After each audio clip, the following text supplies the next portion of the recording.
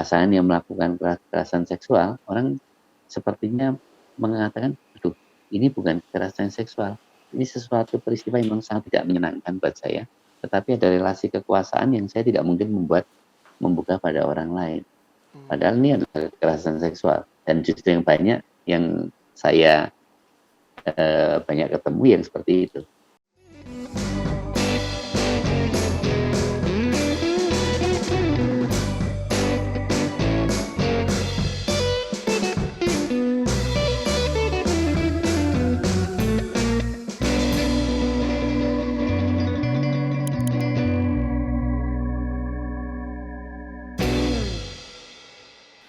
Halo semua, kembali lagi di podcast Nadir hari ini. Masih bersama gue William Linardi. Dan Alextronic.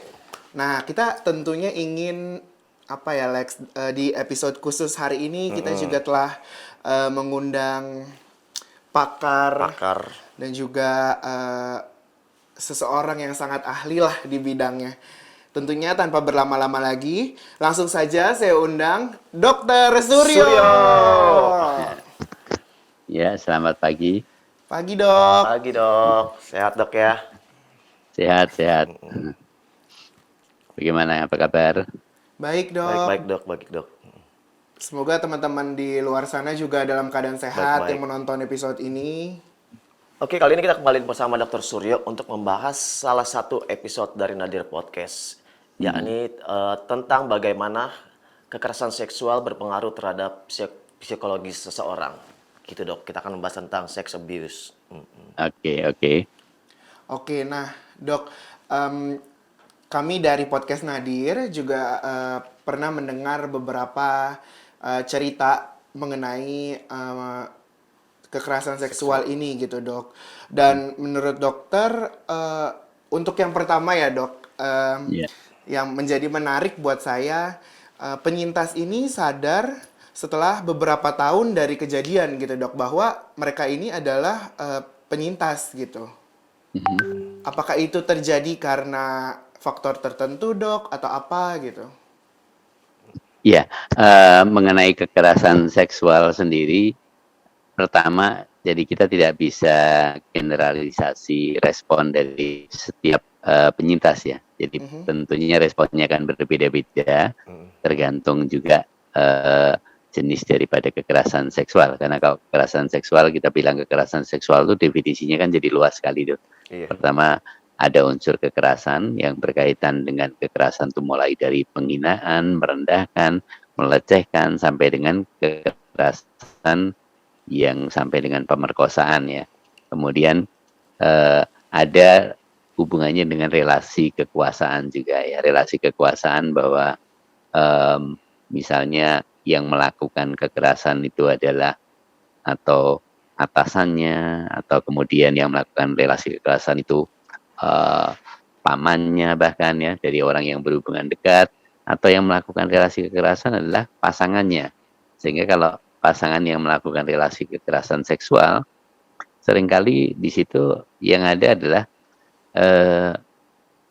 seseorang yang tidak menyadari bahwa apa yang dilakukannya adalah sebagai kekerasan seksual, tidak sepenuhnya memang dia menghendaki artinya yang disebutkan oleh si siapa lupa saya, sebagai nggak ada informed consent tuh ya. Artinya memang di dalam relasi seksualnya itu tidak sepenuhnya menyadari bahwa saya memang menghendaki ini, tetapi ada situasi khusus yang membuat dia menjadi tidak berdaya. Nah, itu biasanya ada relasi yang berkaitan dengan relasi kekuasaan.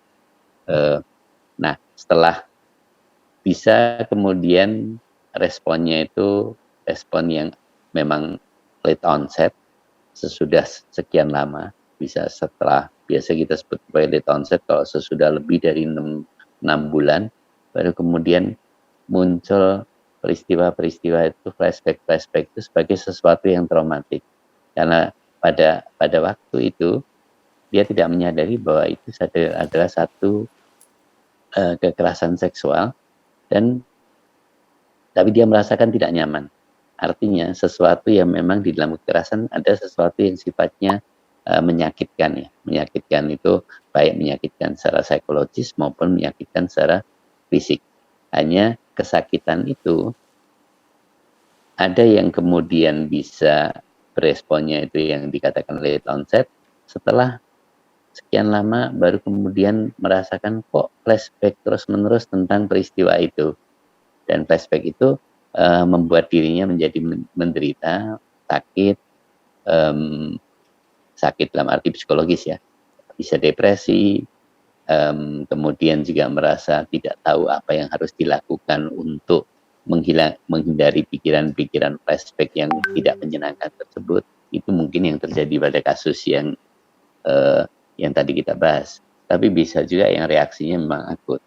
Jadi sesudah mengalami misalnya seorang yang mengalami perkosaan dengan kekerasan begitu, itu bisa reaksinya akut ya, artinya yang bersangkutan jadi mengalami post traumatic stress ya, atau akut stress reaction juga bisa, yang kemudian menjadi depresi, menjadi reaksi-reaksi yang bisa reaksi-reaksi yang sampai histerikal ataupun reaksi-reaksi trauma lainnya.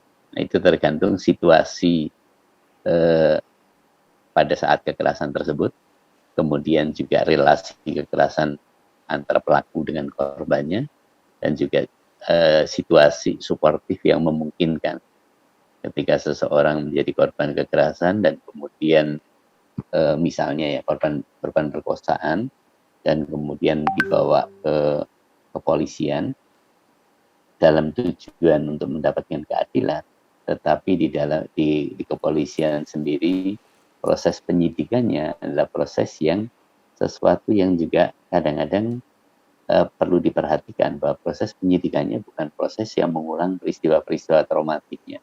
Kadang-kadang itu juga bisa membuat reaksi traumatiknya menjadi berlebihan, malah menjadi lebih parah begitu. Nah, Dok, setelah tadi dokter jelasin munculnya si perasaan-perasaan itu gitu, Dok, Reaksi. dan berbagai macam emosi gitu. Apa yang sebenarnya penyintas perlu lakukan setelah terjadinya kejadian traumatis itu untuk apa ya? Memetakan gitu, Dok. Apa dulu yang harus saya lakukan gitu ya? Oke. Jadi peristiwa kekerasan seksual, apalagi kekerasan seksual yang kemudian juga late onset ya. Jadi kita baru menyadari bahwa peristiwa ini adalah peristiwa kekerasan yang kemudian menimbulkan jejak traumatik.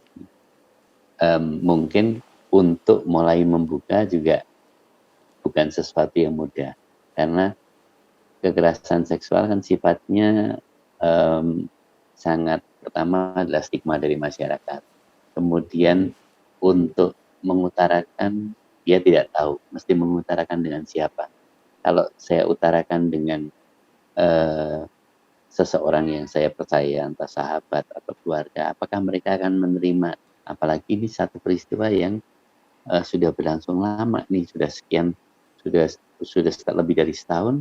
Kemudian saya menceritakan, apakah nanti tidak yang terjadi malah saya dianggap sebetulnya dianggap berbohong atau dianggap saya menghendaki itu bukan satu kekerasan seksual, sehingga ada kesulitan untuk menceritakan, sehingga lebih baik kotak Pandora ini saya nggak buka saja. Jadi baik saya membuka kotak Pandora ini dan kemudian saya tidak siap menghadapi risikonya. Nah, kebetulan pada kasus yang diceritakan tadi adalah terpikir bahwa mungkin ada bantuan profesional yang bisa membuat saya merasa aman. Saya bisa mencoba membuka kotak Pandora saya di hadapan profesional, yang seorang profesional atau psikolog, psikiater, itu biasanya kan memang ada kode etik yang orang juga sudah akan percaya. Nah, ketika dia mau melangkah, berani membuka ke profesional, dan kemudian ternyata mendapatkan jalan keluar yang bahwa ini memang kamu harus kamu perlu memproses dan kamu perlu keberanian untuk memproses. Nah, keberanian memproses pertama ya memang harus mempersiapkan diri sendiri dulu, bahwa kalau kita misalnya membuka diri terhadap orang yang sahabat kita yang terdekat atau orang-orang yang kita anggap sebagai support sistemnya, reaksi mereka itu bukan di bawah kendali kamu. Yang kita harapkan kan memang kita mendapatkan respon suportif, tetapi itu bukan di bawah kendali kita, sehingga memang kita perlu menyiapkan, memang kita betul-betul butuh suasana suportif, dan kita tahu juga kira-kira memilih orang dan kemudian mengelola respon yang muncul di dalam relasi tersebut. Misalnya di dalam relasi tersebut ya, kita kalau seseorang yang meminta keadilan, melaporkan kepada polisi, dan kemudian polisi melakukan penyidikan, maka dia memang sudah siap juga bahwa dalam penyidikan akan terjadi satu proses yang relatif menyakitkan ya, karena harus mengulang trauma itu berulang kali. Atau kemudian dia memilih bahwa saya akan membuka diri pada keluarga saya, dan mungkin keluarga juga responnya juga dia harus mempersiapkan respon itu yang kemudian menjadi bagian yang perlunya dia didampingi oleh profesional. Artinya si profesional yang tadi mengatakan oke, kamu perlu juga berani membuka kotak Pandoranya, tapi kamu juga harus siap. Nah, untuk siap perlu juga pendampingan dari profesional. Sehingga ketika dia membuka pada keluarga misalnya, terus kemudian keluarga responnya itu bisa saja responnya suportif, tapi suportifnya adalah suportif yang dia tidak duga ya. Keluarga menjadi ikut terpukul sebenarnya suportif juga kan, tetapi support dalam konteks tidak membantu bangkit. Atau keluarga suportif yang kemudian betul-betul suportif yang nyaman menerima itu sebagai satu kejadian dan oke. Nah, ini perlu pendampingan dari profesional. Sehingga penyintas itu tidak merasa sendirian ketika dia harus mengolah suasana ketika dia speak out, begitu. Oke. Jadi selain yang tadi kita dengar dari dokter, selain mentalnya juga harus dikuatin dulu, butuh bantuan keluarga, dan yang terpenting adalah butuh bantuan profesional. Oke. Nah, kalau dokter sendiri pernah nggak dok untuk menangani masalah kasus seperti ini gitu loh? Pernah. Dulu kan memang saya juga dulu bekerja sama dengan pernah menjadi bekerjasama dengan lembaga yang memang lembaga memberikan perlindungan terhadap anak dan perempuan, dan memang perempuan korban kekerasan seksual itu kan kasus yang bisa dikatakan kasus yang cukup banyak sebetulnya, dan itu pun juga gunung es ya. Nah, hanya saya biasanya menempatkan diri pada saya lebih profesional psikiatri, lebih profesional medik ya. Jadi biasanya kita di dalam tim di mana yang pendekatan psikoterapi yang lebih mendalam itu dilakukan oleh psikologinya, oleh psikolog. Sementara saya lebih pada pendekatan yang sifatnya medical. Tetapi kita bekerja sama. Sebab kalau terus terang juga perempuan korban kekerasan agak sulit untuk merasa aman bersama dengan terapis yang laki. Itu karena memang ada trauma juga, kekerasan seksualnya dilakukan oleh laki-laki ya otomatis, sehingga kepercayaan untuk membuka kepada laki-laki itu sesuatu yang lebih sulit. Maka biasanya saya bekerja sama dengan lembaga yang memang menangani masalah kekerasan seksual. Karena ada lembaga pulih ya. Pulih itu juga biasanya saya akan merujuk ke mereka. Tetapi dalam merujuk memang kita juga tidak bisa terburu-buru ya. Artinya ketika orang sudah berani datang ke kita dan kemudian menyatakan bahwa dia itu butuh bantuan karena dia korban kekerasan seksual, mungkin kedekatan itu tidak langsung kita rujuk. Kalau kita langsung rujuk seolah-olah dia merasa bahwa oh, kekerasan seksual itu memang salah saya tuh. Sehingga begitu saya datang ke dokter, dokter juga tidak mau menerima saya, langsung melemparkan ke orang lain. Nah, ini yang biasanya dalam proses rujukan, sesudah hubungan kita dekat, saya akan memberitahu bahwa ada metode-metode tertentu yang memang ini teman saya, atau saya katakan bahwa tim saya itu lebih mempunyai kompetensinya, dia lebih bisa membantu kamu, mendampingi. Kalau dia setuju dan kemudian kita mulai perkenalkan. Jadi sistemnya memang kalau saya pada waktu itu lebih di dalam tim. Oke, jadi dengan penanganan itu cepat atau lambatnya bisa nggak dia benar-benar pulih dari rasa traumanya itu, Dok? Sebetulnya kalau dikatakan pulih, maka kita sebutnya juga penyintas ya. Jadi artinya kita memang berhasil memenangkan peristiwa traumatik tersebut.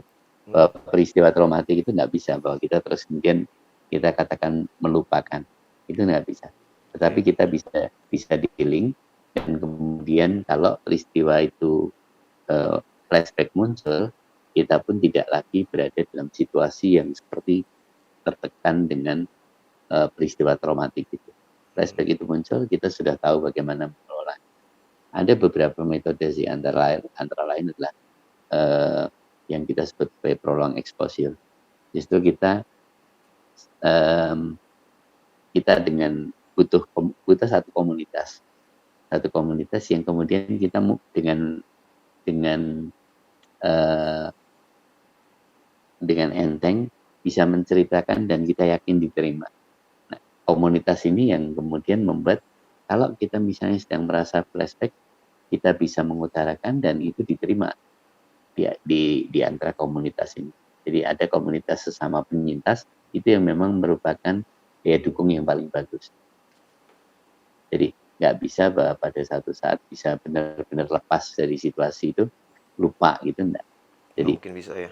tidak bisa di-link, tetapi tidak lupa, dan memang tidak perlu juga melupakan, tetapi bisa di-link dengan peristiwa itu. Maka kekerasan seksual memang betul-betul sesuatu yang membutuhkan dan yang betul, Serius ya. dan juga ya, dan juga sikap dari, dan juga undang-undang itu juga merupakan bagian dari yang penting, karena keadilan itu sesuatu yang sangat dibutuhkan oleh penyintas seksual, penyintas kekerasan seksual. Ketika dia diperlakukan tidak adil, maka merasa bahwa semakin sendirian. Oh, sebagai seorang korban itu, sebagai seorang penyintas seksual itu, penyintas kekerasan seksual adalah sebagai orang yang salah, orang yang dalam posisi tidak berhak mendapatkan keadilan. Makanya Komnas Perempuan juga waktu itu kan sangat kuat untuk bisa munculnya undang-undang yang tidak pidana kekerasan seksual ya. Yang baru saja bulan April lalu oleh DPR dari RUU-nya sudah disahkan menjadi undang-undang. Karena kekerasan seksual itu menjadi sesuatu yang sangat butuh keadilan. Karena keadilan itu membuat orang yang mengalami kekerasan seksual merasa lebih berani, dia tidak sendirian, dan dia akan diperlakukan secara adil. Oke. Nah, biasa dok, kalau tadi kan mungkin kita lebih bahas dari eksternal juga gitu dok, bantuan apa yang bisa kita berikan kepada penyintas. Nah, yang saya ingin lebih tahu lagi, biasa tuh kondisi atau perasaan apa sih dok yang sering dirasakan oleh penyintas sehingga kita dapat mengantisipasi gitu dok untuk memberikan respon bahkan juga mungkin bisa membantu gitu. Ya, eh, yang memang yang sering kalau untuk kekerasan seksual yang kita sebut sebagai post traumatic stress disorder ya, jadi PTSD itu, sehingga PTSD itu situasi trauma yang memang ya tadi saya bilang situasi trauma yang orang memang tidak berani membuka kotak Pandoranya, sehingga yang bisa kita lakukan adalah memang pelan-pelan mendampingi dia untuk pelan-pelan mulai berani membuka kotak Pandoranya. Dan yang paling penting adalah sikap kita betul-betul sedapat mungkin, jadi empati itu menjadi bagian yang paling penting. Jangan sampai penyintas kemudian merasa dihakimi. Jadi mendampingi penyintas pelan-pelan membuka kotak Pandoranya, karena kadang-kadang fokus daripada apa sih yang paling traumatik daripada kekerasan seksual yang dia alami itu pada waktu mengalami kekerasan seksual orang kabur, nggak ngerti sebetulnya yang paling menakutkan itu apa sih, yang paling traumatik, apalagi kalau korban kekerasan seksual yang betul-betul kekerasan seksualnya itu kekerasan seksual pemerkosaan yang dilakukan oleh dengan secara kekerasan itu, bahkan dia tidak bisa merekam mana sih yang paling menakutkan dari peristiwa tersebut, sehingga lebih senang bahwa dia bersembunyi di kotak Pandoranya ketimbang ketika dibuka itu sangat menyakitkan. Nah, sebagai terapis adalah membantu untuk mendampingi ketika si penyintas itu membuka kotak Pandoranya. Dan itu ada metodenya, bisa dengan prolong exposure, bisa dengan CBT, bisa dengan CBT, ada beberapa metodenya. Oh, itu panjang lebar tuh kalau jelasin metodenya Oke. ya. Terus dari yang penyintas lakukan itu kan, terus apa sih yang harus penyintas itu memprioritaskan terhadap dirinya selama atau setelah pulih dari trauma yang dia alami gitu? Tapi kan tadi dokter bilang kan tidak akan bisa pulih 100% dari traumanya. Kira-kira apa yang dia Ya, harus prioritaskan gitu? tidak akan lupa tidak akan lupa peristiwa traumatiknya, tapi bukan berarti tidak boleh ya, tidak akan melupakan peristiwa traumatiknya. Nah, mungkin yang dilakukan oleh penyintas yang di dalam kasus kita itu adalah sesuatu yang betul ya, artinya kemudian membangun komunitas yang tadi saya sudah sebutkan, karena itu menjadi bagian yang terus memperkuat. Dan edukasi artinya hal-hal yang seperti kayak podcast membicarakan mengenai hal itu juga menjadi bagian orang yang nonton, jadi mulai merasa bahwa oh ternyata kekerasan seksual adalah sesuatu yang memang kita bisa mendapatkan keadilan, kita bisa buka, kita bisa sharingkan, sama dengan kalau kita mendapatkan perilaku kekerasan yang lain. Menghilangkan stigma itu sesuatu, jadi destigmatisasi sesuatu yang perlu. Karena kekerasan seksual adalah betul-betul puncak gunung es yang di bawahnya sangat besar sekali. Jadi banyak sekali yang nggak membuka diri terhadap kekerasan seksual, lebih merasa lebih aman dengan bersembunyi ketimbang membuka diri. Saya pun juga tidak berani langsung menganjurkan bahwa langsung terbuka, enggak. Kalau komunitasnya jelas, faktor dukungannya jelas. Jadi kita sebagai terapis, ketika kita menganjurkan, kamu harus speak out dong. Saya mesti memastikan dahulu, dia punya komunitas dukung yang cukup aman. Kita kenal keluarganya, kita kenal sahabatnya, kita kenal komunitasnya, baru kemudian kita berani mendampingi dia untuk membuka kotak Pandoranya. Kalau kita hanya mengatakan bahwa kamu harus berani membuka diri, dan kemudian setelah dia membuka diri dan kemudian dia tidak bisa, dia tidak mengenal, responnya ternyata seperti itu, dia menjadi sangat tertekan dan kita malah memulai dari level yang lebih berat. Gitu. Oke, oke. Nah, berarti tadi mungkin dokter juga sudah menjelaskan dari sisi yang sebagai pendamping gitu ya, Dok, dan juga dari sisi penyintas apa yang harus dilakukan dari masing-masing sisi gitu. Dan Ya, tentunya ya, juga harus ada hadirnya seorang profesional gitu Profesional. ya, Dok, untuk ikut ya, mendampingi proses mungkin bukan sembuh tapi mengerti bagaimana untuk menghandle situasi-situasi tertentu ke depannya gitu ya, Dok. ya, betul, ya. Jadi lebih bisa dikatakan menjadi mempunyai keterampilan, baik mempunyai keterampilan melakukan, jadi menghandle peristiwa traumatik yang berasal dari masa lalunya, maupun juga mempunyai keterampilan, bahkan bisa mempunyai keterampilan untuk mendampingi orang-orang mempunyai peristiwa traumatik yang sama. Maka komunitas para penyintas jadi bagian yang sangat penting gitu. Oke, kalau di Indonesia sendiri ini biasa komunitas untuk penyintas kekerasan seksual ini ada nggak sih, Dok? Cukup banyak karena kan lembaga-lembaga pendampingan kekerasan seksual itu cukup banyak, seperti kayak lembaga PULI, terus kemudian mitra perempuan ya, lembaga-lembaga yang memberikan perlindungan anak dan perempuan. Mereka juga mempunyai rumah aman, kemudian mereka juga mempunyai komunitas para penyintas, ya. Sehingga biasanya kalau atau Komnas Perempuan itu juga mempunyai komunitas para membuat satu ya bisa dibilang unsur suportif lah. Dan ini saya rasa perlu semakin diperluas sih. Sehingga orang mungkin kalau mengalami kekerasan seksual, orang menyadari juga bahwa saya ini mengalami kekerasan seksual nih.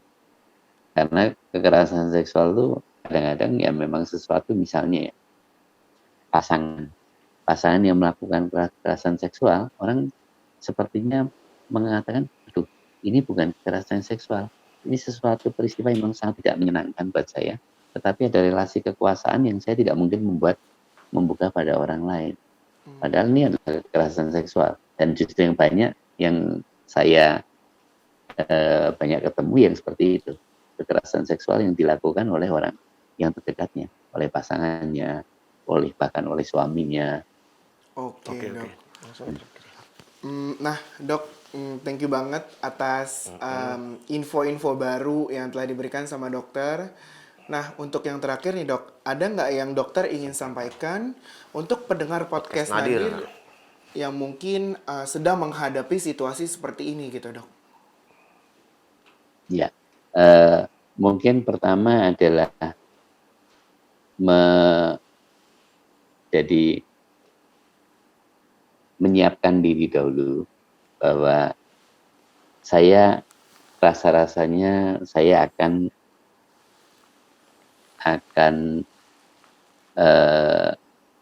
membuka kotak Pandora ini, dan kemudian memilih untuk bertemu dengan profesional yang bisa mendampingi. Itu bisa psikolog, bisa psikiater, bisa konselor, dan bisa memilih lembaga-lembaga pendamping itu. Jadi sebetulnya kalau yang mengalami, kalau saya biasanya suka menganjurkan coba menghubungi Yayasan Pulih, menghubungi Komnas Perempuan, menghubungi mitra perempuan. Mereka selain mereka mempunyai komunitas, mereka juga bisa membantu di dalam hal yang membutuhkan keadilan.